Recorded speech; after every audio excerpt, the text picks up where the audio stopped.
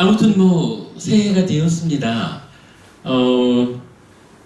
새해가 되었으니까 제가 그냥 재미있게 새해 맞이 인사 말씀 써놓은 것을 한번 좀 읽어드리도록 하겠습니다. 새해입니다. 끊어지지 않고 흐르는 시간 위에 점 하나 찍어서 새해라고 부릅니다. 그러니 거기에 너무 큰 의미를 부여하지 않아야 할 것입니다. 그렇다고 전혀 의미 부여를 하지 말자는 말씀은 아닙니다. 우리 사회가 그 의미 부여 위에서 관계를 형성하고 살아가기 때문입니다. 다만 의미 부여에 묶여 끊어지지 않고 흐르는 것으로의 실상을 놓치지 않아야 한다고 말하는 것입니다. 사는 것도 그렇습니다. 몸 따라 죽지 않는 마음은 몸이 죽어도 끊어지지 않고 연결되는 가운데 새로운 삶을 맞이하게 됩니다. 그러니 마음의 입장에서는 죽는 것도 태어나는 것도 아닌 것, 불생불멸이라고 해야 합니다. 그러나 현실의 나는 그렇지 않습니다. 죽는 것입니다. 죽음 때문에 오치오원인 자기 존재 가운데 식을 빼고는 모두 새로운 것으로 만나 새로운 나, 자기 존재를 형성하는 것입니다. 그렇다면 몸과의 관계 때문에 마음도 이렇게 현상적으로는 생멸을 반복한다고 해야 할 것입니다. 끊어지지 않고 연결되는 시계 흐름 위에 점 하나 찍어서 다음 생이라고 합니다. 그러니 거기에 너무 큰 의미를 부여하지 않아야 할 것입니다. 그렇다고 전혀 의미 부여를 하지 말자는 말씀은 아닙니다. 나의 삶이 그 의미 부여 위에서 세상과의 관계를 형성하고 살아가는 것이기 때문입니다. 다만 의미 부여에 묶여 끊어지지 않고 흐르는 것으로의 실상을 놓치지 않아야 한다고 말하는 것입니다. 한편 시간과 삶의 차이는 주목해야 합니다. 시간은 끊어지지 않고 흐르는 실상에 변화가 없지만 삶은 끊어지지 않고 흐르는 실상을 극복할 수 있기 때문입니다. 부처님 가르침에 의지해 수행으로 삶을 완성하면 다시는 태어나지 않게 됩니다. 흐름 위에 찍는 하나의 점이 아니라 흐름을 끝내는 종지부를 찍게 되는 것입니다. 부처님 가르침에 의하면 이것이 윤회에서 벗어나는 것이고 진정한 의미의 불생불멸을 성취하는 것입니다. 2014년 새해에는 법우님들 모두 해피하시기 바랍니다. 라고 인사를 했습니다. 영선법우님 오늘 못 기다렸습니다. 잘 계셨죠? 새해 복 많이 받으세요.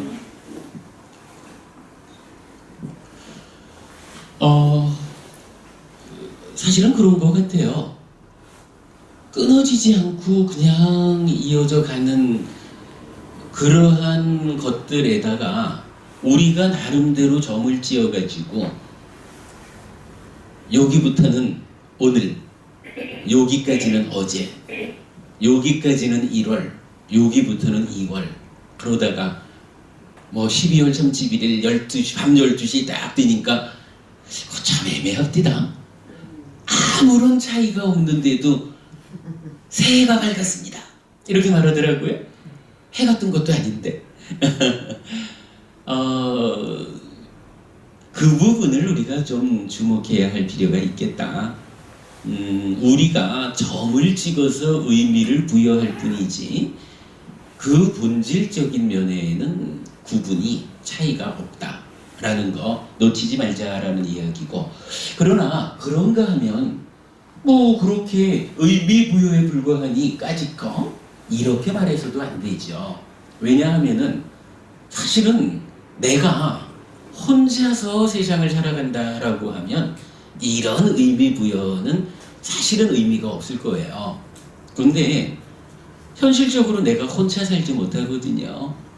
우리라고 하는 많은 사람들, 많은 생명들과 함께 관계 가운데 살아가기 때문에 그 관계 가운데에서 공통적으로 적용해야 되는 기준의 필요 때문에 사실은 우리가 의미를 부여하고 있다, 점을 찍는다 이렇게 보아야 하겠죠. 그러니까 크게 보면은 점 찍은 것에 불과하지만, 그러나 우리의 삶의 현상적인 측면은 점을 찍어서 구분해 준 대로 의미 부여된 가운데 함께 살아가야 하는 것이다. 그러므로 여기에 대해서 그 의미 부여의 상황을 바르게 그야말로 의미를 부여해서 받아들이고 거기에 적절히 대응해가면서 사는 것도 또한 중요한 일이다 라는 두 가지 측면을 함께 보아야 하겠습니다 라는 거죠. 우리가 불교라고 하는 것도 이 두 가지 측면을 함께 가지고 있죠. 어떠한 것이든지 상라가정이라고 하는 존재에 대한 오해 가운데 우리의 현상이 있다면 이것을 우리 삶의 현실, 존재의 실상이라고 하는 무상고무아로 보아내야 하고, 그런가 하면 그 가운데에서 이제 한 단계 더 뛰어 올라가지고 무상고무아 중에 무상은 상으로 바꾸고 고는 락으로 바꾸고, 그러나 존재의 실상 무아라고 하는 것은 변함이 없는 상락무아라고 하는 열반을 실현하기 위한 이정표로 가는 이런 측면도 함께 이해를 해야 될 것 같고요. 그래서 실상을 주목하자라고 하는 가운데 현상의 삶에 대해서도 그 의미를 우리가 간과해서는 안 되겠다. 현상의 삶에 잘 대응해서 최선의 삶을 유지해가고 그 가운데에서 실상을 실현하는 이러한 것이 불교적인 삶이다. 이렇게 말하고 싶은 거예요. 그래서 이제 이렇게 글을 적어봤고, 근데 이것이 이제 우리가 늘 이야기하는 거지만 우리 삶에 대한 이야기로 적용을 시키면 결국은 윤회라고 하는 데 대한 윤회하는 삶에 대한 바른 시각을 설명하게 되죠. 물질이기 때문에, 물질이 갖는 특성 때문에 100년이면 죽어야 하는 이 몸과 행위를 조건으로 지속적으로 변화하지만 몸 따라 죽지 않는 이 마음, 몸과 마음이 하나로 되었을 때 내가 이루어진다라는 것.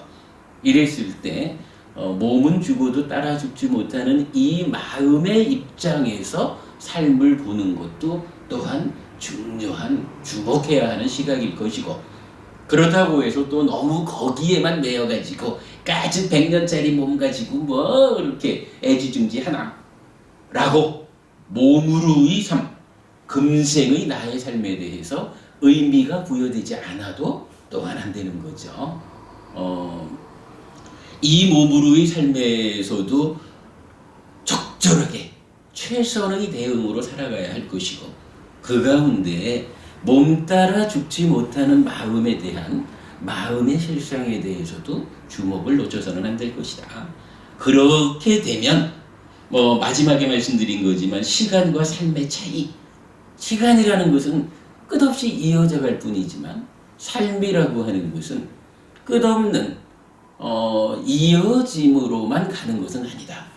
가르침에 의지해서 우리가 올바르게 삶을 완성하면, 바르게 수행하면 이제 끊어지지 않는 가운데 점 하나 찍는 것을 초월해서 극복해서 완전히 삶이라는 것에 대해 종지부를 찍을 수 있게 된다. 윤회에서 벗어나는 것이다. 다시는 태어나지 않게 되는 것이다. 그래서 이제 그 두 가지 부분을 함께 보자라고 하는 것으로 새 인사를 적었어요. 아무튼 얼마 전에 제가 불교 신자가 아닙니다라고 하는 어떤 공부하는 분하고 만났을 때 그분께서 저한테 첫 번째로 질문을 그렇게 하셨어요. 스님, 태어나는 것이 축복입니까? 그래서 저는 그렇게 답했죠. 가르침에 의하면 태어나지 않는 것이 축복입니다. 그러나 현실적으로 태어나지 않기 위한 조건을 갖추지 못해서 태어나야만 한다면 우리에게 당장 중요한 일은 좋은 조건으로 태어나는 일이라고 해야 할 것입니다. 하늘에 태어나고 인간으로 태어나더라도 꼭 뭐 부자가 좋다 이런 이야기는 아닐 수 있겠지만 뭐 좋은 환경에서 태어나는 이 부분은 당장 급한 일이고 그러한 가운데 수행을 통해서 삶을 완성해서 다시는 태어나지 않음을 실현하자라고 하는 거 불교 이렇게 말할 수 있겠죠. 뭐 새해를 맞아서 간단하게 적어본 글을 하나 소개해드렸습니다. 영선부부님 그런 것 같아요? 글을 하나 또 좀 보겠습니다.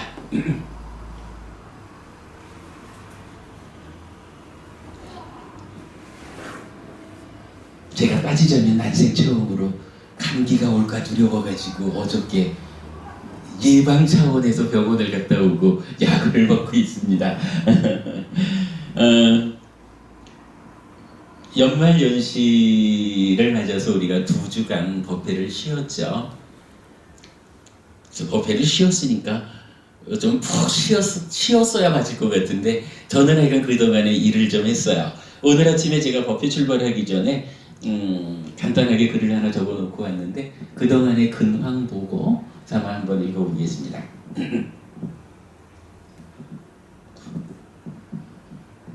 법회를 쉰 2주 동안 3권의 책을 만들려고 했는데 2권을 만드는 데에 그쳤습니다.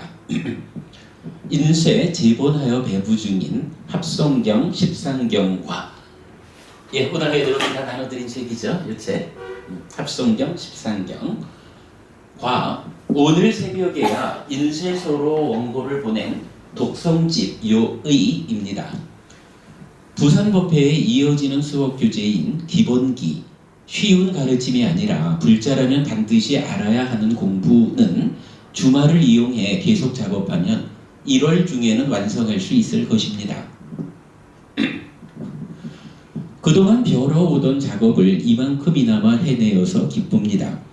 합성경, 십상경에서는 십상경 종으로의 편집을 통해 10가지 주제에 대한 일목요연한 가르침을 확보하였는데 불교 공부에 확실한 이정표를 제시하게 되었습니다.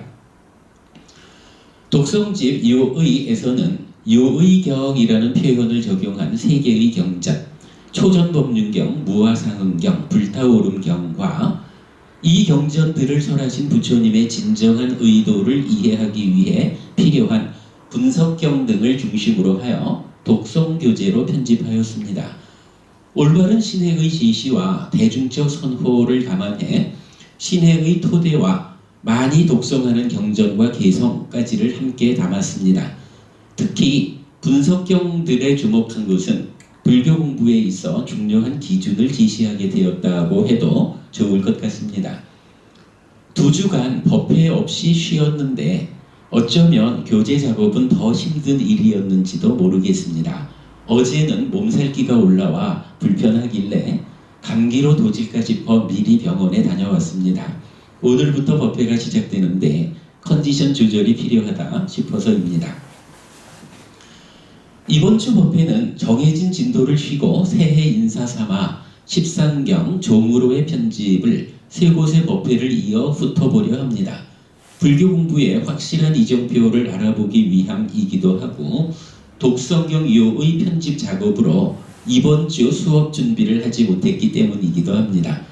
아마도 다음 주 법회에서는 독성집 요의를 개괄 설명하는 수업이 될 것 같은데 기대가 됩니다. 오늘 해피설법회 대구법회를 시작으로 2014년 설법 여행이 다시 시작됩니다. 저로서는 니까야로 니까야를 풀어 부처님 가르침의 진정을 찾는 공부에 최선을 다하겠습니다. 여러 법우님들의 많은 관심과 성원을 부탁드립니다. 해피하십시오 했습니다. 오늘과 다음 주 공부에 대해서 이렇게 예고를 했습니다.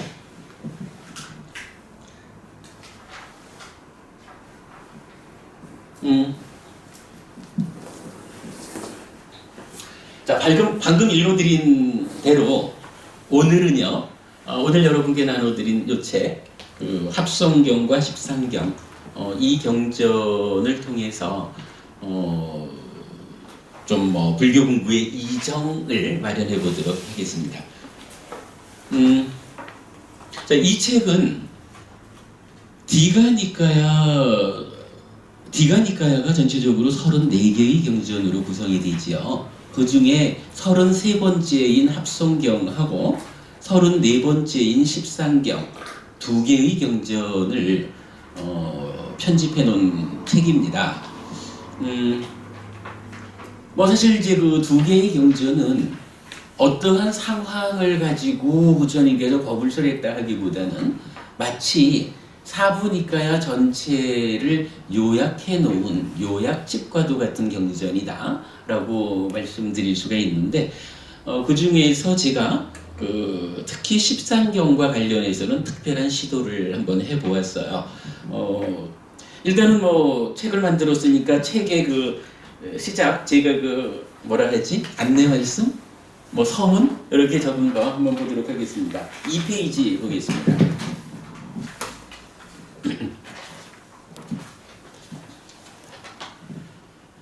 제1차 결집에서 율장과 사부니까야가 편집되었습니다. 디가니까야, 마찌마니까야, 상류따니까야, 앙구따라니까야입니다. 그리고 율장은 우팔리 존자와 그 제자분들, 디가니까야는 아난다 존자와 그 제자분들, 마찌마니까야는 사리부따 존자의 제자분들, 상류따니까야는 마하카사파 존자와 그 제자분들, 앙구따라 니까야는 아누루따 존자와 그 제자분들에게 전승의 책임이 부여되었습니다. 이건 이전에 우리가 공부한 거죠. 무엇보다도 우리가 주목해야 되는 것은 어떠한 가르침을 공부의 기준으로 삼을 것이냐라고 하는 측면에서 이렇게 결집되어서 그 전승의 책임이 명확히 부여된, 역사적으로 그 결집이 확실하게 증거되는 이러한 경전을 우리가 기준으로 삼는다라고 하는 거고, 여기에서 보면 이 차이가 하나 있죠. 아난다 존자와 그 제자분들, 마하카사파 존자와 그 제자분들, 아누루따 존자와 그 제자분들 이랬는데, 마찌마니까야는 유독 사리푸타 존자의 제자분들 이렇게 표현했거든요. 이거 왜 이러죠? 그렇죠. 우리가 아는 거지만 사실은 그 부처님 두 분 상수지자 사리푸타 존자와 마하모칼라나 존자, 그러니까 목련 존자죠. 두 분은 부처님께서 열반하시기 전에 먼저 열반을 하시지요. 그래서 마찌마니까야는 그 제자분들에게 전승의 책임이 부여되었다 이렇게 되죠.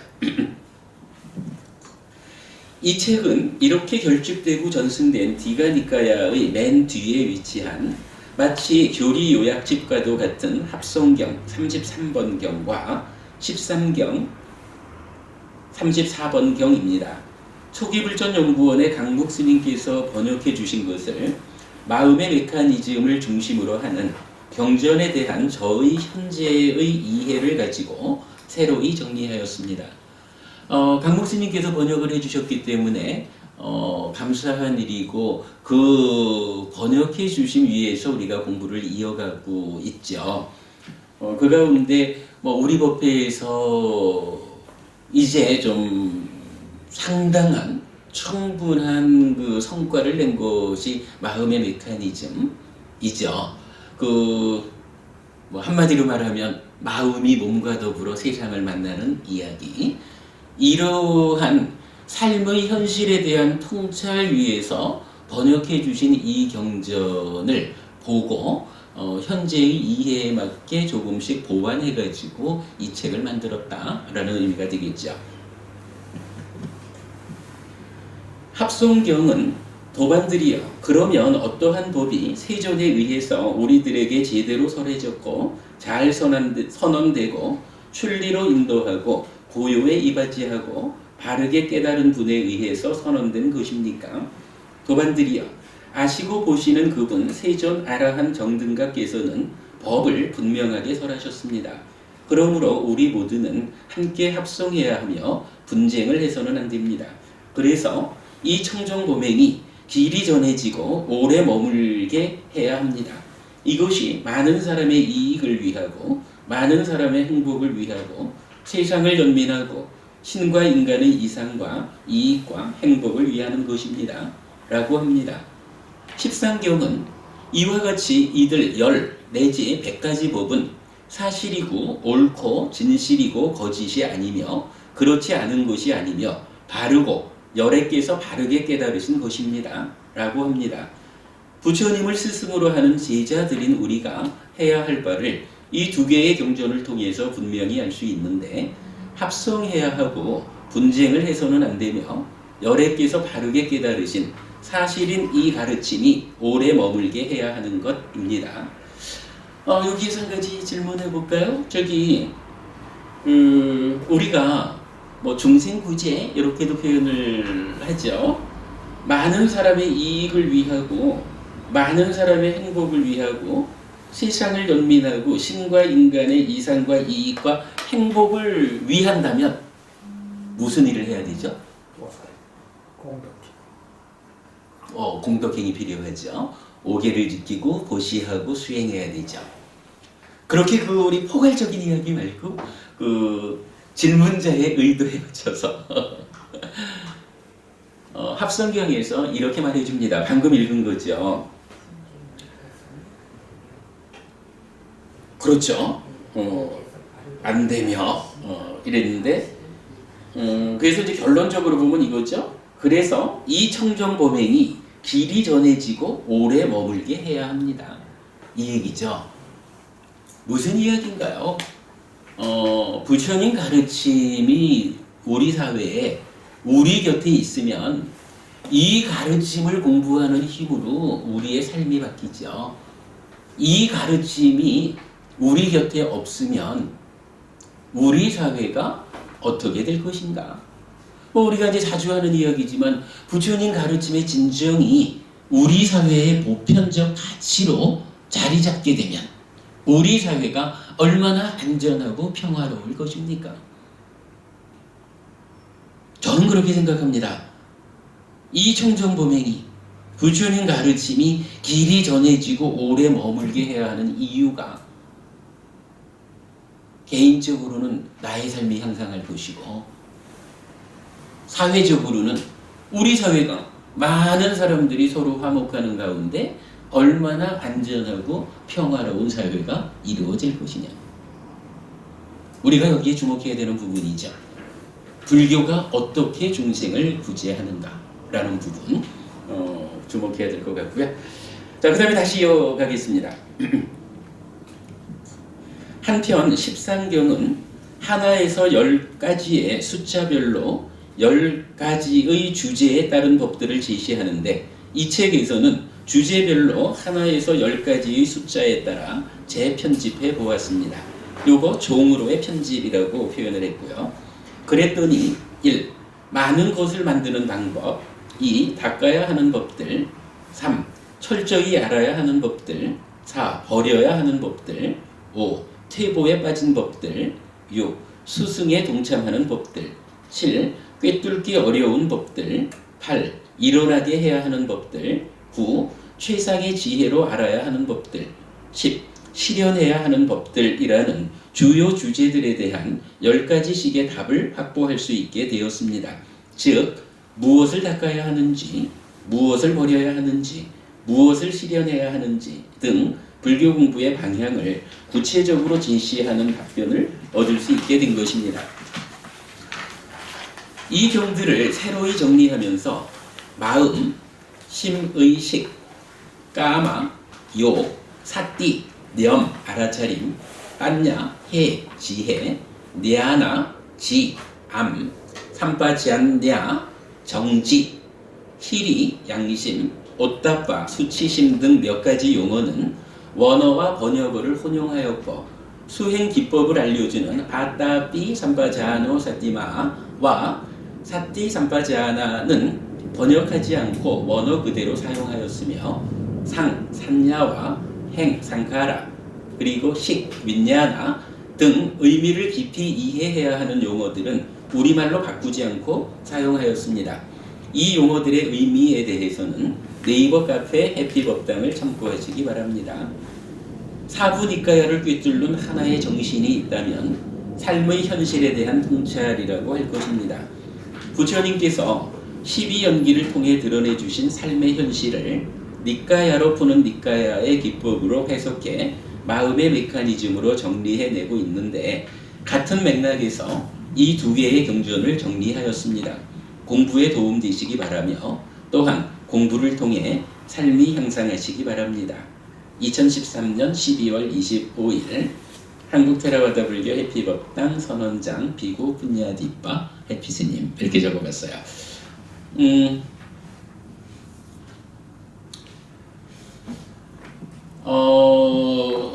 앞에 합성경에서는 뭐 중생구제를 어떻게 해야 될까, 이런 부분을 우리가 살펴봤다면, 이제 13경에 대해서는 이런 부분을 좀 보는 겁니다. 13경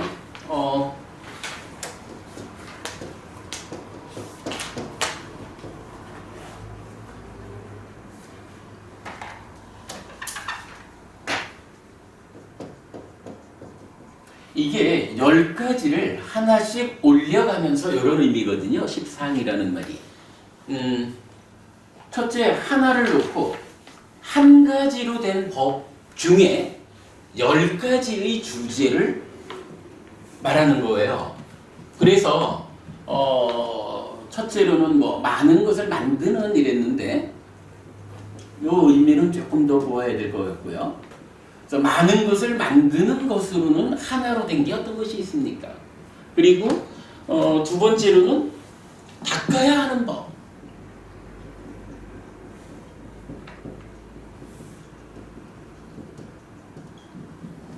그리고 이제 뭐 쭉 해가지고 10개로 가서 실현해야 하는 법.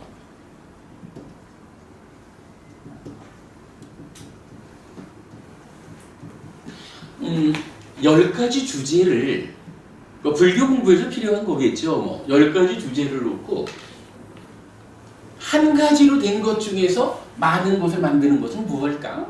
닦아야 하는 것은 무엇일까? 내지 실현해야 하는 것은 무엇일까? 이렇게 쭉 설명을 해주고요. 두 번째가, 그 다음에는 2개로 된 법 중에, 2가지로 된 법 중에 많은 것을 만드는 것은 무엇인가? 2가지로 된 것 중에 닦아야 하는 것은 무엇인가? 내지 실현해야 하는 것은 무엇인가? 그래서 이거를 10가지, 10가지로 된 법 중에 이러한 거, 이렇게 13경이 설해져 있는 거예요. 그러니까 어때요? 하나에 대해서 쭉 10가지를 말하고, 하나를 올려가지고 2개짜리에서 10가지를 쭉 말하고, 이렇게 해서 10가지로 된 법 중에 10가지를 말하고 있는 거예요. 저는 이제 이 경전을 보고 이런 생각을 한 거예요. 뭐니 해도 아까도 우리가 전승책임이라는 데의 의미를 보았지만, 이 경전을 편집한, 그러니까 경전 결집의 과정에서 아마도 가장 중요하게 의미를 가졌던 것은 어떻게 하면 잘 암송해가지고 뒤에 사람들에게 부처님 가르침을 변형 없이 연결해 줄 것인가, 이 의미가 있었겠죠. 그러니까 제가 약간 인도식의 이런 일을 잘 모르지만, 아마도 이 13경이라고 하는 경전을 놓고는 그때 500의 아라한들께서는 그렇게 생각을 하신 게 아닐까. 이 중요한 가르침을 어떻게 하면 잘 암기해서, 암송해서 후대의 제자들에게 전승해 줄까, 전승받은 자들이 어떻게 활용할까 하는 것은 지들의 문제고, 당장 1차 결집에서 결집을 하신 500의 아라한들의 입장에서는 전승하는, 전달해 주는 데까지만을 좀 더 중심 개념으로 보지 않았을까라고 생각을 해봤어요.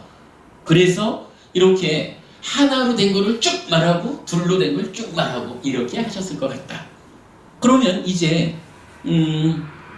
이러한 가르침이 그분들의 수고에 의해서 잘 전승되어서 우리한테까지 왔죠. 그러면 우리는 이제 이 가르침을 어떻게 활용해야 될 것인가 라는 점에서 볼 때 저는 이거를 이제 덕분에 잘 연결받았다. 그렇다면 우리는 이제 우리대로 이 가르침의 좀 더 효과적인 활용 방법을 찾아보자. 뭐 이럴 수가 있겠죠. 예를 들어서 정혜부부님 절을 오래 다니시고 이제 공부를 많이 하시잖아요. 그러면 아무래도 우리가 뭐 절에 다닌다 이러면 뭐 닦는다, 수행한다 뭐 이렇게 표현을 할 텐데 불교 공부를 통해서 법부님이 닦아야 하는 것은 무엇이 있을까요? 어떤 거를 닦아야 할까? 탐진치 그 세 가지. 탐진치를 닦는다. 탐진치 이렇게 말하면 탐진치는 우리가 버려야 되는 거 이렇게 말을 해야 되겠죠. 구체적으로 말하면 물론 닦는다라고 하는 것이 닦아서 그 결과로 어떻게 하느냐 탐진치를 버리는 것이다 이렇게 말할 수 있겠죠. 팔정도. 뭐 그렇게 말할 수가 있겠죠. 발정도를 닦아야 되겠죠. 그런데 이 부분을 놓고 아마도 정혜법부님뿐만 아니라 우리 공부 잘하시는 은혈법부님한테 질문을 해도 비슷할 거예요. 뭐 특별히 잘 답이 나오기 어려울 거거든요. 그런데요, 이거를 십상경을 가지고 자, 십상경이 하나 둘 이렇게 순서대로 늘려가면서 쭉 밑에 쪽으로 이렇게 해놨거든. 그 중에 보니까 닦아야 하는 법들도 있죠. 요거를 한번 우리가 뭐라 그래야 돼? 요 구조를 좀 바꿔볼까요? 요거 구조를 바꾸면 이렇게 쓸 수가 있겠죠.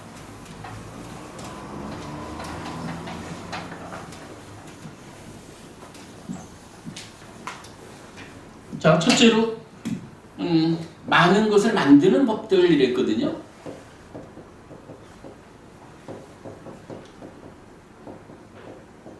이러면 전승된 식으로 보면 하나로 된 법 중에 많은 것을 만드는 거, 둘로 된 법 중에 많은 것을 만드는 거 이렇게 횡으로라고 표현을 해보죠.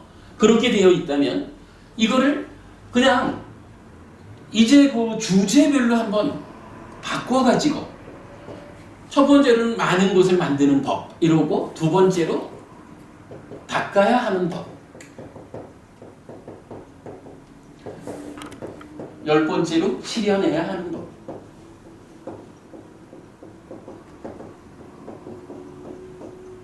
이렇게 놓고 보면 각각에 대해서 한 가지로 된 거, 두 가지로 된 거, 10가지로 된 거 이렇게 나올 수가 있겠죠.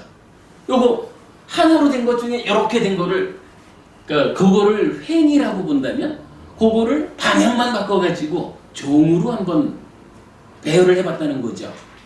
요렇게 정리를 해보면 방금 이제 두 분한테 우리가 절에도 열심히 다니고 불교 공부도 열심히 하는데 닦아야 한다? 무엇을 닦아야 하는 겁니까? 이런 질문을 할 때 이제 답이 명확해질 수가 있는 거예요. 무엇을 닦아야 하냐고요? 기다려봐요 하고는 책을 탁 펼치는 거지 뭐. 그러면 그 중에 닦아야 하는 거 이래가지고 하나로 된 어떤 거를 닦아야 되고 둘로 된 어떤 거를 닦아야 되고 열로 된 어떤 거를 닦아야 되고 라고 정리가 되겠죠. 또 다른 질문을 해보죠. 불교 공부를 하면 결국 실현해야 되는 거. 관도부부님, 불교 공부를 통해서 무엇을 실현해야 됩니까? 청정범행. 청정범행을 실현한다라고 말하지는 않죠. 청정범행을 통해서 무언가를 실현해야지. 따지자면 해탈열반을 실현하고 뭐 이런 거겠죠. 그런데 그것도 질문이 그렇게 나오면 한 가지로 된 어떤, 예를 들어서 지금 십상경에서는 한 가지로 된 거 이러면 석호양 부부님, 우리가 수행의 체계를 알잖아요. 삶의 완성, 수행의 완성은 뭐가 되죠? 해탈열반. 어서 오세요. 해탈열반인데 그거보다도 해탈이라는 것은 심해탈도 있고 해해탈도 있잖아. 삶의 완성점을 어떻게 우리가 말하죠? 그렇죠? 부동의 심해탈, 예를 들어서 이렇게 나오는 거예요. 실현해야 하는 법이 무엇입니까? 라고 말하면 이것도 하나로 된 것부터 열 가지로 된 것까지가 있는데 그 중에 첫 번째 하나로 된 것. 실현해야 되는 하나의 법이 무엇입니까? 부동의 시메탈입니다. 이렇게 나타나는 거예요. 그래가지고 이게 10가지로 나오니까 무엇을 실현해야 되죠? 이러면 공부를 열심히 해가지고 잘 외우면 더욱 좋겠지만 외우지는 못한다 해도 아까 그 버버님들 말씀하신 거지만 그 그림을 포함하지 않으니까 작게 만들었단 말이지. 가방 속에 넣고 다니다가 누가 그 절에 다닌다면서 당신 불교 공부한다고 하던데 공부해서 뭐 할 거요? 이러면은 나는 불교 공부를 통해서 이러한 10가지를 실현하고자 합니다. 라고 책 꺼내놓고 더 읽어주면 되잖아. 그죠? 제가 이 십상경에서 정말로 주목한 것은 바로 이 부분이에요. 합성경도 하나부터 10가지로 그 법수에 따라서 우리가 알아야 되는 것들을 정리를 해주신 거고, 십상경에서는 하나부터 10가지를 횡으로 해열하면서 거기에 10가지 주제에 대한 답을 주신 건데, 요거를 십상경을요 그냥 90도가 되겠지. 90도 틀어가지고 10가지의 주제별로 하나부터 10가지의 법수를 요렇게 배열을 해보니까 야, 불교 공부에 이정표가 그냥 생기는 거예요. 그래프 그려야 되는 거 아니에요? 그래프 모르겠네. 거기까지 생각 안 해봤는데 일단 보면은 이렇게 나오는 거예요. 보세요. 우리 이제 아까 읽었지 3페이지에 결국 그 10가지 주제라는 게 뭐냐 하면 3페이지예요. 거기 많은 것을 만드는 법들 이렇게 나와요. 두 번째로 닦아야 하는 법들. 방금 질문한 거지만 무엇을 닦아야 하죠? 이럴 때 우리가 십상경을 이렇게 공부하면 십상경이 뭐냐 하면 사부니까야의 요약집 이렇게 우리가 이해할 수 있잖아요. 사부니까야를 요약해가지고 우리가 닦아야 하는 것이 이렇게 10가지로 설명됩니다. 라고 답이 명확해지잖아요. 세 번째로 철저히 알아야 하는 법들을 그랬어요. 우리가 정말로 명확하게 알아야 하는 것이 무엇일까요? 라고 해도 10가지로 다 답이 나와요. 4. 버려야 하는 법들. 우리가 이런 것은 버려야 합니다. 금방 정혜법부님 말씀하신 탐진치, 이것도 버리는 법에 들어가겠죠. 태보에 빠진 법들, 수승에 동참하는 법들, 꿰뚫기 어려운 법들, 일어나게 해야 하는 법들, 최상의 지혜로 알아야 하는 법들, 실현해야 하는 법들, 이렇게 10가지의 주제를 놓고 거기에 대한 답을 10가지로 다시 제시하고 있다. 이렇게 말해요. 요거 제가 이렇게 표현하는 것이 그러면 타당하지 않을까요? 불교 공부의 이정을 제시했다. 그죠? 이게 우리 스스로도 내가 공부를 한다고는 하는데 구체적으로 내가 어떤 공부를 해야 되는 것입니까? 라고 할 때도 내가 해야 되는 것이 10가지의 주제로 명확하게 제시되어 있다는 거. 누군가가 당신 절에 다닌다면서 뭐 공부 좀 했어? 절에 다니면 뭐 하는 거요? 라고 질문을 할 때 우리가 자주 하는 말이지만은 이 참 불교 신자들 10명이 모여 있는데 거기에 교회 다니는 사람이 한 사람 딱 나타나서 말하기 시작하면 한 사람의 발언자와 10사람의 꿀먹은 벙어리가 되는 요런 거 우리는 최소한 그러면 안 되잖아요. 창피하게 한 사람의 교회 다니는 사람이어서 막 뭐라고 하면은 그에 대해서 정당하게 가르침대로 반박해가지고 아하 미안합니다. 제가 부처님 가르침이 이렇게 훌륭한 줄 모르고 제 이야기만 했는데 사과합니다. 이러고 돌아가겠죠. 이거 뭐 불교 신자가 가져야 되는 경쟁력이죠.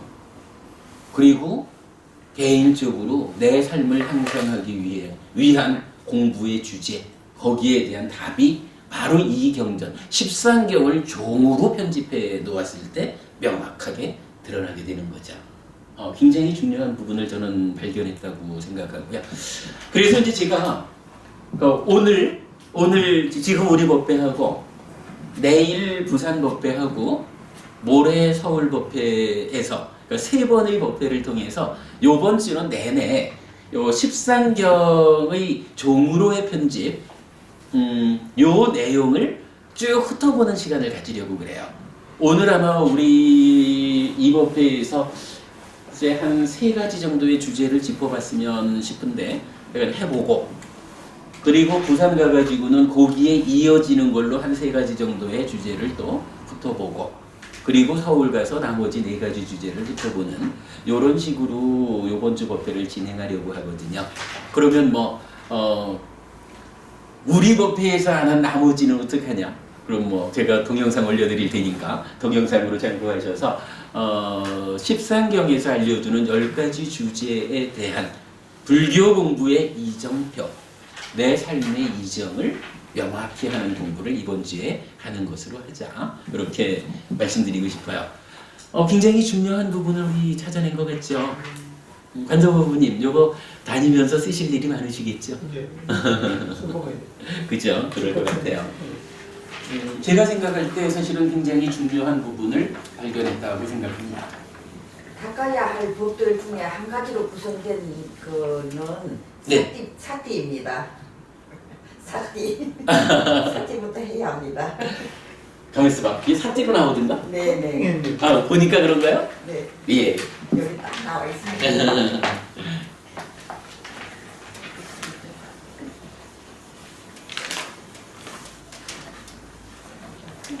그냥 사띠가 아니라 그렇게 나오죠, 부부님. 저기 그 얘기죠. 예. 까야 같다 사띠. 네. 요거는 우리가 지난번 그 수행과 관련한 경전들에서 공부할 때 신념처경이 그거였죠. 까야 같다 사. 그리고 거기에 이제 사하 같다 이렇게 나오는데 사다라고 하는 것은 조금 이따 제가 설명을 좀 드릴 거고요. 예, 그렇게 하신 그게 사실은 지금 정혜보부님이 공부의 효과를 당장 본 거예요. 누구하고 어떤 이야기를 해드려도 부처님은 이런 거 하라고 하셨어요. 이거 하면은 가르쳐 주신 대로 공부하는 거예요. 라고 말할 수 있는 거잖아요. 그리고 내가 직접 그렇게 하는 거고요. 그 효과죠. 순서가 192페이지 벌써 다르거든요. 큰일이네. 인상이 잘 쓰면. 자, 그렇게 하기로 하고요. 이제 181페이지로 가보겠습니다. 같이 시작 안 하시는 조금 하다 하시려고요. 아직 1시간도 안 해서.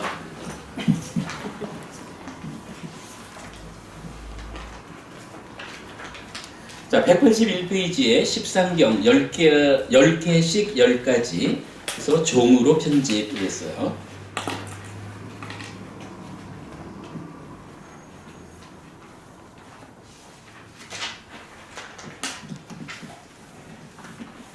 예, 10가지 주제는 계속 읽어온 거고, 자, 182페이지로 넘어가서, 그 위에 박스 친 부분, 동일한 내용이지만 한번 다시 읽고 시작하겠습니다. 횡으로 숫자를 늘려가며 편집된 13경을 종으로 재편집하였습니다. 그랬더니 불교 공부의 길 안내가 분명하게 드러나는 것을 알게 되었습니다. 무엇을 닦아야 하는지, 무엇을 알아야 하는지, 무엇을 일어나게 하고 무엇을 실현해야 하는지 등에 대한 분명한 답변이 이 경전에 설해져 있는 것입니다.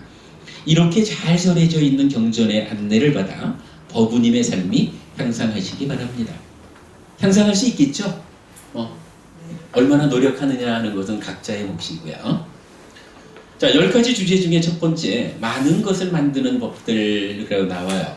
요 많은 것을 만드는 법이라고 이제 그 해석이 되어 있는데 요 해석에 대해서 제가 조금 좀 애매함이 있어요.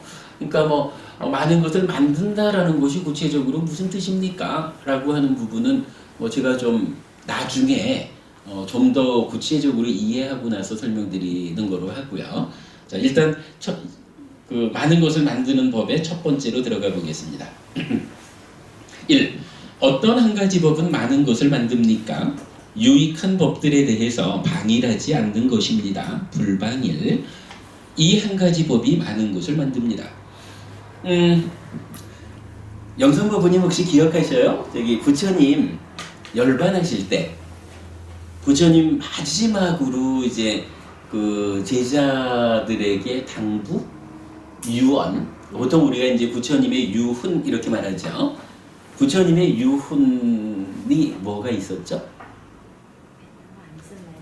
방일하지 말고 수행해라. 그렇죠. 부처님 마지막 말씀이 그거거든요. 사실은 뭐 부처님 이제 정말 뭐 유훈 이렇게 말하는 부분은 뭐 네 가지로 보통 경전에 나타나요. 그래서 내가 열반한다고 해서 그대들에게 이제 스승이 없어졌다 라고 생각하지 마라. 45년간 내가 설한 법과 율이 그대들의 스승이 될 것이다. 이렇게 말한 것도 이제 유훈의 하나죠. 그리고 뭐 두 가지 이야기가 더 있고, 그리고 정말로 마지막 유훈 중에서도 마지막으로 하신 말씀이 방금 영선부부님 말씀하신 그거죠. 게으르지 말고 성취해라. 그 이야기거든요. 결국은 이제 여기서도 그 말씀을 하시는 거예요. 많은 성과를 낼 수 있는 거 한 가지로 된 것 중에서 찾자면 무엇입니까? 라고 하니까 불방일하라. 게으르지 마라. 노력해라. 요 말씀이죠.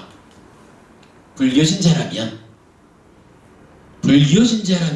정말로 잊어서 안 되는 거 게으르지 마라. 게으르지 말란 말이야. 사실 부처님만 하신 말씀은 아니겠죠. 그러나 부처님께서도 우리 삶을 향상으로 이끄는 가장 근본이 되는 것, 노력하는 것이다. 게으르지 않는 것이다.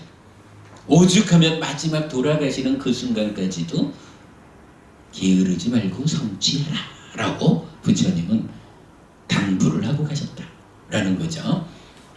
이렇게 많은 성과를 내는 것 중에 첫 번째는 불방일이다라는 거 보았고요. 자, 두 번째, 어떤 두 가지 법은 많은 것을 만듭니까? 라고 했어요. 사띠와 삼바잔냐입니다. 이 두 가지 법이 많은 것을 만듭니다. 라고 했어요. 이 보통은 요 사띠 삼바잔냐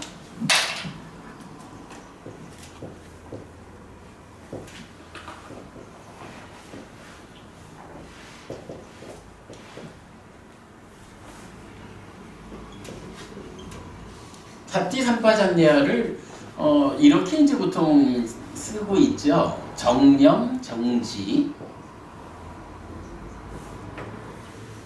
근데 우리가 이건 알아본 거지만 정념이라고 그러니까 바른 사띠 이렇게 말할 때는 사실은 사띠라고 하는 것과는 전혀 다른 것으로 우리가 이해하고 있죠. 사띠 알아차림이죠. 뭐 마음챙김이라고도 하고 알아차리는 건데 정념하면은 우리가 어떻게 이해하나요? 우리가 유명한 그 운나바 바라문경을 제가 소개를 많이 하죠. 운나바 바라문경은 이렇게 말하죠. 5가지 감각 기능이 있습니다. 안근, 이근, 비근, 설근, 신근. 눈, 귀, 코, 혀, 몸이라고 하는 감각 기능이 있습니다.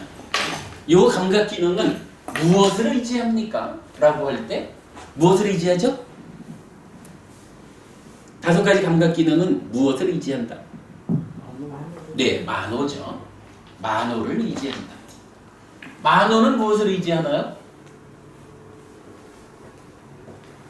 만호는 사띠를 의지한다. 이렇게 나오죠. 사띠는 무엇을 의지하나요? 해탈을 의지한다. 해탈은 열반을 의지한다.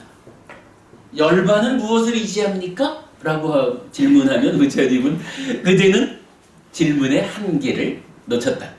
열반은 완결이다, 종결이다. 열반은 더 이상 의존하는 것이 없다. 의지가 없다. 이렇게 말하죠. 해탈해서 열반을 성취하면 완결이다. 이렇게 말하죠. 그러면 이랬을 때 우리는 이걸 어떻게 이해하죠? 5가지 감각 기능이 만호를 의지한다라고 하는 이야기는 역으로 보면 만호는 5가지 감각 기능을 지원하죠. 아무리 제가 눈을 뜨고 있어도 저의 망막에 정해버부님이 딱 빛으로 들어와서 상을 맺어도 나의 만호, 내 마음이 눈을 지원해주지 않으면 못 보죠. 만호라고 하는 내 마음이 눈, 귀, 코, 혀, 몸을 지원해서 각각의 대상을 주목해야 감각해서 받아들이죠. 그거 뭐라 그래요? 자의라는 말을 쓰죠.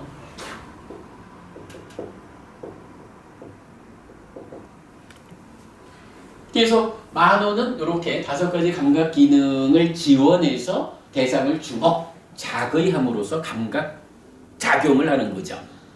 그런데 이 만호가 사띠를 의지한다라고 했어요. 그러면 사띠는 만호를 어떻게 하는 거예요? 만호를 지원해 주나요? 뭐 지원이라고 표현해도 뭐 틀린 건 아니겠지만 우리는 요거를 어떻게 쓰나요? 제어라는 말을 썼죠. 만호는 사띠가 없어도, 그죠? 사띠가 없어도 만호는 지할 일을 해요. 다만 지할 일은 열심히 하는데 거기서 어떤 결과가 생겨납니까? 라고 할 때 사띠가 무언가 역할을 해주지 않으면 괴로움을 만드는 쪽으로 요 욕계 중생인 내 마음이 움직인단 말이죠. 그래서 요 만호를 사띠 알아차려가지고 만호가 지금 어떤 상태에 있는지, 만호가 몸과 함께 어떤 행위를 하고 있는지 요거 알아차려야 되죠. 알아차려가지고는 그냥 알아차렸다 요래면은 요거 공부 아니죠.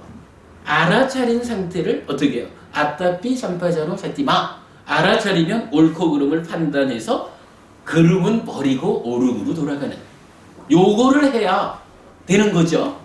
바로 그 아따삐 삼파자로 사띠마라고 하는 요 것에 의해서 사띠가 만호를 제어해 주는 거죠. 그래서 제어되지 않은 만호가 괴로움을 만드는 쪽으로 삶을 끌고 간다면 그거 잘 제어해가지고 어디로? 해탈열반으로 이렇게 되는 거죠. 이때 뭐 해탈열반은 사띠에 대한 그 지향점의 역할을 해준다 이렇게 이제 우리가 보았죠. 이랬을 때 사띠라고 하는 요 알아차림의 기능, 알아차리는 기능인 사띠는 그냥 알아차리는 거예요. 그러나 이것이 어떻게 해요?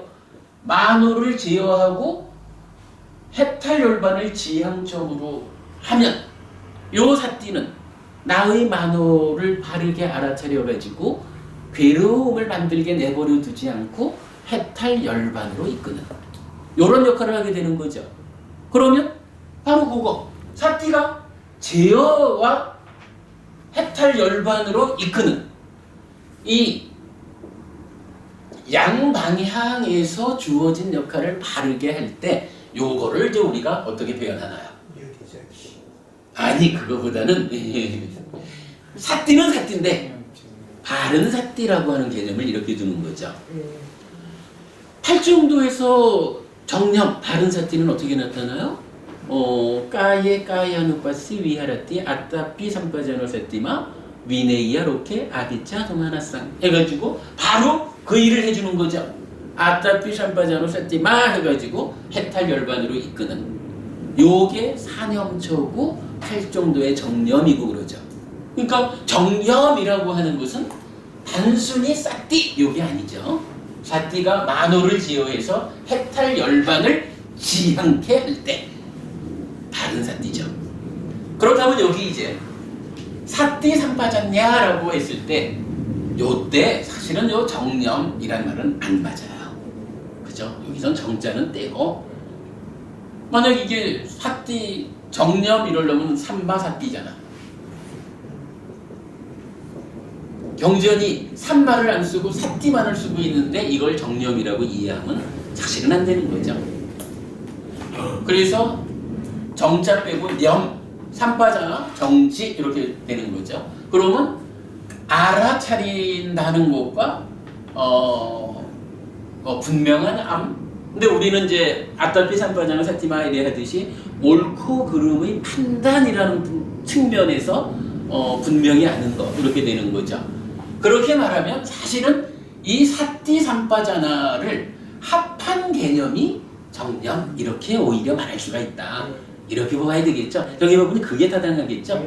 그죠? 삼바자나 해가지고 분명히 옳고 그름을 판단하는 그 분명한 알미 사띠와 함께 해줄 때 만호를 제어해서 해탈 열반을 지향케 한다. 요 의미죠. 여기에 하여간 정자가 붙어 있으면 하여간 요 불필요한 게 하나 붙어 있으면 이 자체가 정념을 의미한다라는 본질적인 의미를 놓치게 되죠. 예, 그 측면에서 이제 생각을 좀 해봤어요. 그러니까 결국 이거 사띠와 삼바잔냐가 함께해서 정념의 역할을 하는 요 두 가지가 많은 것을 만든다 이랬지만은 이제 커다란 성과를 내는 것이다. 이런 의미가 되겠죠. 이렇게 우리 좀 풀어나가 보면 그 합성경과 십상경이 사부니까야의 요약집과 같다. 이렇게 말하는 의미가 알려지죠. 그냥 단순히 사띠삼바잖냐 요 한마디를 딱 제시해 줬는데 모르는 사람이 볼 때는 그거 뭐 재미없게 그래 이래 할 수 있지만 공부를 통해서 좀 알게 되면 부처님은 바로 요걸 통해 가지고 알려주고 있구나. 사띠삼바잖냐 해서 바르게 사띠해서 사띠가 만호를 잘 제어해서 해탈 열반을 지향케 할 때 참으로 많은 성과를 거두는 것이다 라고 알려주고 계시구나. 거기까지를 우리가 보면 이게 이제 요약집을 올바르게 보는 거죠. 우리가 고등학교 다닐 때 그 형광펜으로 팍팍 그어가면서 암기할 때 전체적인 내용을 다 요약하진 않잖아요. 핵심적인 말만 놓으면 그 말에 대한 의미는 따로 아는 거죠. 자, 다음 세 번째. 어떤 세 가지 법은 많은 것을 만듭니까? 바른 사람을 섬기고 바른 법을 경청하고 법에 이르게 하는 법을 닦는 것입니다. 이 세 가지 법이 많은 것을 만듭니다. 많은 성과를 거둘 것입니다. 요 얘기죠. 자, 이럴 때 바른 사람을 섬기고 바른 법을 경청하자라고 하는 거는 기본적으로 이런 이야기겠죠. 우리가 만약에 부처님을 만나지 않고 다른 가르침을 만나서 공부하고 있다면 이렇게 만호를 제어해서 해탈 열반으로 이끄는 이러한 사띠를 배우고 요 사띠를 힘있게 해서 우리 삶의 형상으로 이끄는 이렇게 못 갈 거예요. 맞습니다. 할렐루야 해가지고 어디 갈지는 모르지만 그러니까 경전에서는 사실은 아주 많은 곳에서 이거 바른 사람을 섬긴다.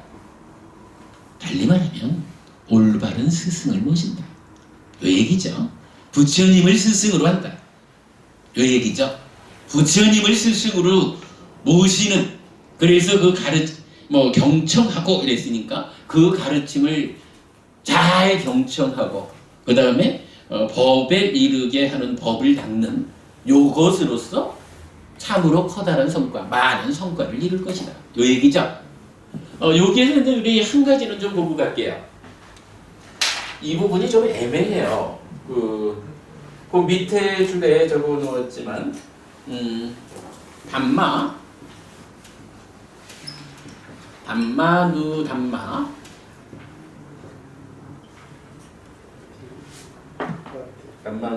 빠띠빠띠.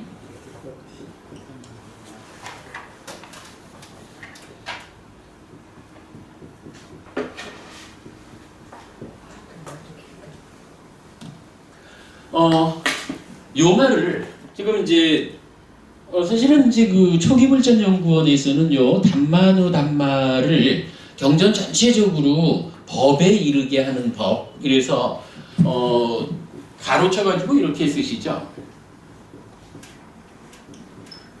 출세간 법에 이르게 하는 법. 요렇게 이제 전체적으로 번역을 하고 계셔요. 네. 물론 뭐 타당한 말씀이죠. 근데 이때 이건 요 이야기는 한번 좀 보면 담마라고 하는 게 법이죠. 아누라고 하는 것은 뭐 우리가 놓치지 않고 관찰하자 이럴 때 어떻게 하나요? 까예 까야누 빠시 위아라띠. 이래서 놓치지 않는다, 지속한다, 계속한다 이런 의미죠. 아누. 그리고 담마예요. 빠띠빠다라는 건 이제 도닥금 이렇게 나오죠. 중도 이럴 때 맞지마 빠띠빠다 이렇게 나오든. 그러니까 이제 요거는 뭐 도닥금 이렇게 보면 돼요. 그러면 이제 이 담마라고 하는 요 단어, 그러니까 요 표현을 어떻게 이해해야 할까라는 부분이 좀 어려운데, 근데 이제 이 말은 경전에 참 많이 나타나는 거기 때문에 우리가 일단 좀 짚어봐야 되거든요. 일단 이건 초기불전연구원에서는 요 말을 출세간 법에 이르게 하는 법 이렇게 이제 해석을 해주고 계셔요. 저는 솔직히 이거 어떻게 해석을 해야 될지 잘 몰라요. 제 빨리어 수준으로 저 해석을 해낼 수가 없는데, 요 동일한 내용을 좀 다르게 번역하는 곳이 하나 있어요. 저기 테라와다 불교 위범에도 나와 있고요. 다음 주에 나눠드릴 자료 독성집에도 이제 있는데,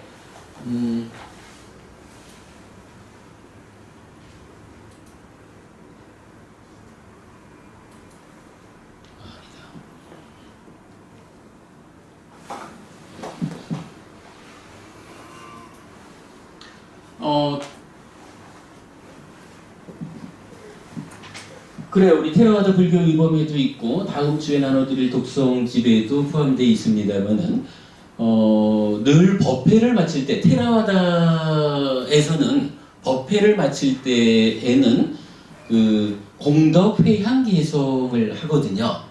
공덕을 회향한다.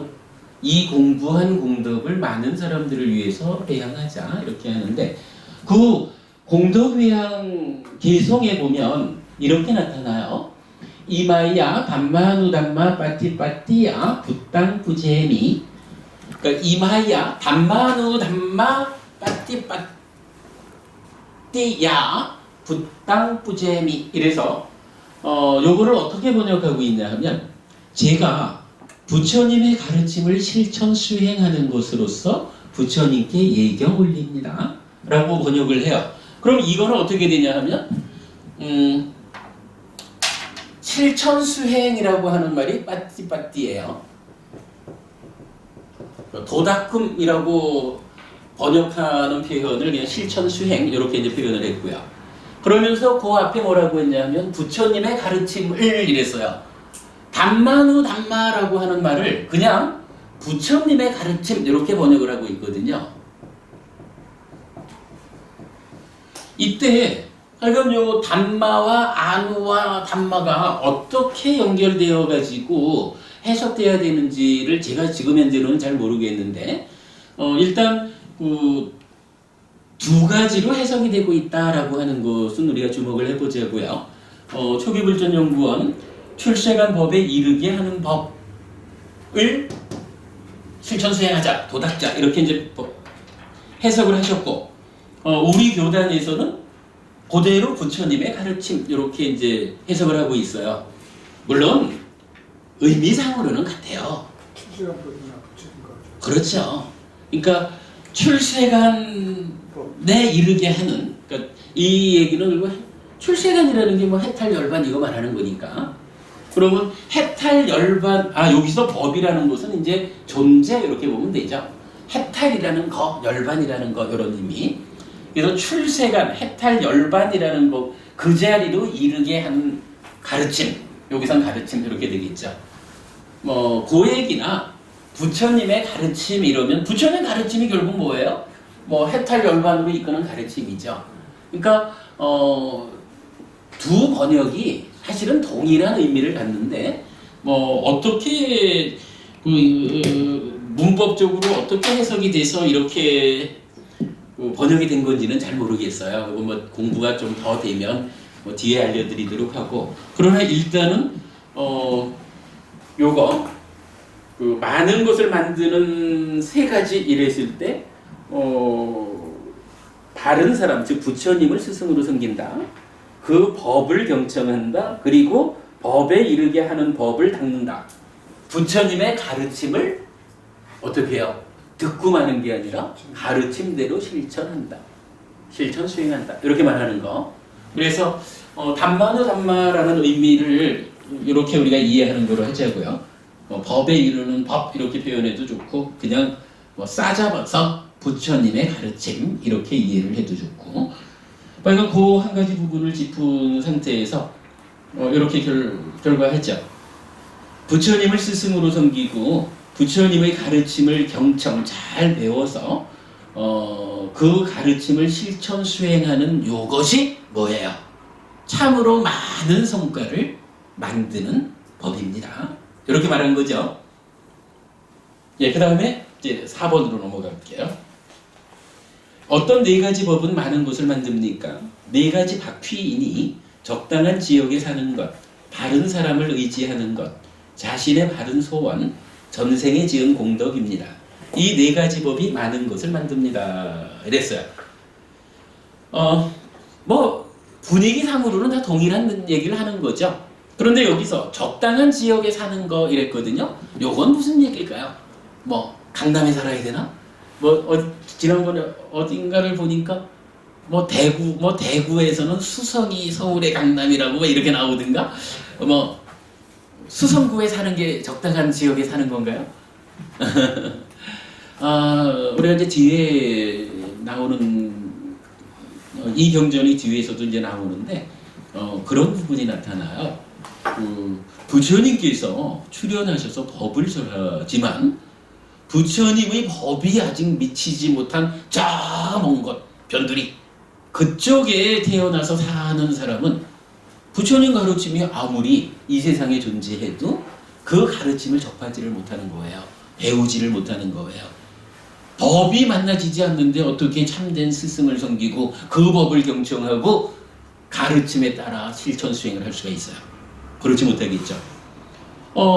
현재로도 그래요. 현재로도 요새는 보니까 아프리카의 흑인 주민들이 출가하신 그런 모습도 이렇게 보게 돼요.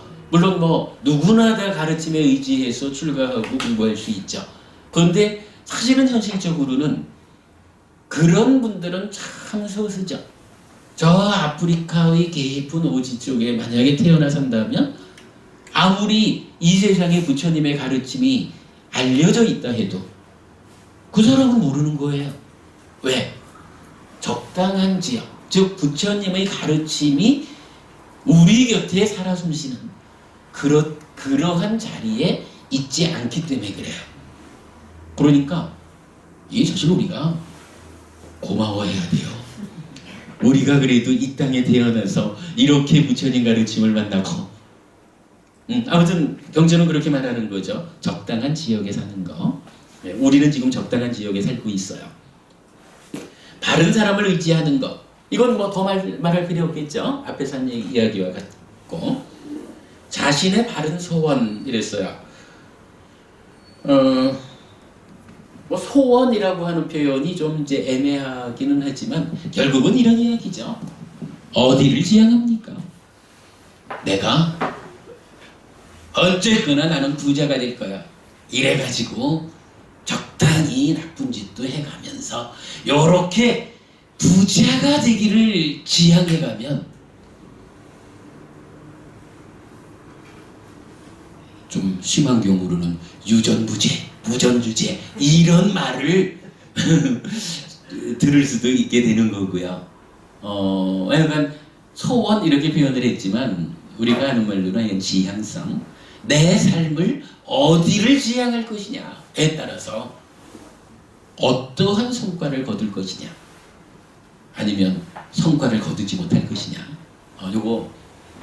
이거는 밖의 환경의 문제가 아니라 내 자신의 나의 내면의 문제가 되겠죠. 그렇게 자신의 바른 소원이라고 나와 있고요. 그 다음에 네 번째가 이제 전생에 지은 공덕이랬어요. 전생에 지은 공덕, 요거 뭐 공덕이란 말을 우리 좀 이해하기 쉽게 업장이란 말로 바꿔놓고 보면 어때요? 우리의 삶에는 그 전생의 뭐 이런 부분이 선근이 안 났습니까? 아니. 저는 이걸 같은 말이라는 개념이 아니라 그 이해를 위해서 좀 말을 다르게 설명해 보자는 거예요. 근데 그게 선근이 더 낫지 않아요? 아니, 그 얘기 아니고.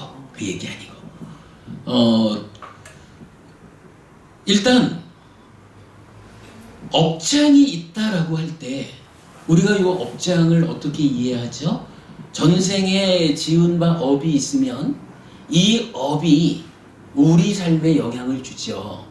그런데 이 전생의 업장 또는 뭐 과거의 업의 장애, 업의 결과 이것이 우리 삶에 영향을 미친다라고 하는 정도인가요? 아니면 그것에 의해서 나한테 뭐라 그러지 마십시오. 내가 전생에 지어놓은 업이 있어서 그 업에 의해서 결정된 대로 내가 지금 행위한 겁니다. 요렇게 말하면 안 되죠. 외도의 주장 가운데는 그런 게 있죠. 우리가 업에 대한 이야기 할 때 시작이 뭐예요? 삼종외도 이래가지고 신의 뜻에 의해서 내가 행위하는 거 이거 사실 아니죠. 전생의 업에 의해서 결정된 대로 행위하는 거 요거 사실 아니죠.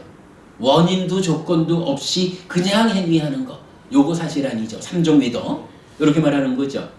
그러면 전생의 업이라고 하는 것이 분명히 우리 삶에 영향을 주죠. 그러나 이것은 다양한 조건 중에 하나로 개입할 뿐이지 전생의 업이 행위에 중심되는 원인이 되는 것은 아니다. 요 얘기죠. 그래서 우리가 어떻게 말해요? 업장소멸, 소금덩이경 이러면서 한 움큼의 소금을 요 물잔 속에 버릴 것입니까? 저기 낙동강에 버릴 것입니까? 이래가지고 업장소멸에 대한 방법을 이야기하는 거잖아요. 그러니까 어쨌든 요거 그러니까 뭐 선글이든 공덕이든 요거랑 표현을 좀 달리해서 전생의 업이라고 하는 것은 분명히 지금 나의 삶에 영향을 준다라는 거죠. 그러나 그러니까 지금 나의 삶에 영향을 주는 다양한 것 중에 하나에 불과하지 이것이 직접적인 원인이 되어가지고 전생에 지은 업 그대로 내가 행위하니까 요거 풀으려면 어떻게 해요? 푸닥거리도 좀 하고 요거 아니라는 거죠. 우리가 업에 대해서 분명히 봐야 되는 거죠. 그렇게 그 전생에 지은 업이라고 하는 것은 나의 삶을 결정하는 게 아니라 다양한 조건 중에 하나다. 요 부분을 보고 그 상태에서 지금 이제 이 경에서 말하는 전생에 지은 공덕 요거를 이해하자는 거예요. 그러면 이런 이야기죠. 뭐 네 가지로 많은 성과를 내는 거를 말하면서 적당한 지역에 사는 거 설명했고요. 바른 사람을 의지하는 거, 자신의 바른 소원 다 설명이 됐죠. 그리고 하나가 전생에 지은 공덕이 있는데 업장이라는 것에 적용되듯이 전생에 지은 좋은 거, 좋은 행위의 결과로 나에게 복이 돌아올 요것도 이게 전생에 잘했기 때문에 무조건 내가 이건 아니라는 거죠. 제가 말씀드리려고 하는 거. 그래서 어머님이 성근이라고 해도 제가 달리 보자고 한 거죠. 그러면 여기서도 마찬가지예요. 업의 장애가 하나의 조건에 불과했듯이 여기서 말하는 전생에 지은 공덕이라고 하는 것도 지금 나의 삶을 향상으로 이끌기 위한 여러 가지 조건 중에 하나로 작용을 한다. 이렇게 보자는 거죠. 물론 이제 그 이전에 분명히 우리가 알아야 되는 것은 전생에 지은 공덕이든 장애든 이것이 지금 내 삶에 개입한다. 내 삶의 행복에 영향을 준다. 라는 거 일단 분명히 알아야 되는 거죠. 여기도 네 가지 중에 하나로 나타나 있으니까. 다만 우리가 놓치면 안 되는 것은 이러한 과거의 행위의 결과라는 것이 다양한 조건 중에 하나일 뿐이라서 지금 내가 어떠한 삶을 사느냐에 따라서 바꿀 수 있다. 이런 얘기죠. 그래서 어떻게 해요? 업장은 소멸해야 할 것이고 여기서 말하는 공덕, 복이라고 하는 것은 더 키워서 누려야 되겠죠. 그런 가능성, 그 부분을 요 자리에서나 우리가 그걸 놓치지 말자라는 뜻으로 설명을 드린 거예요. 무슨 말씀인지 이해되죠? 예, 그렇게 4개까지 됐고요. 그 다음에 여기에서 좀 쉴까요? 이거 뭐 한 가지를 마치고 싶으면 좋겠지만 시간이 넘어갈 것 같아요. 자, 4번까지 했습니다. 좀 쉬었다가 다시 하겠습니다.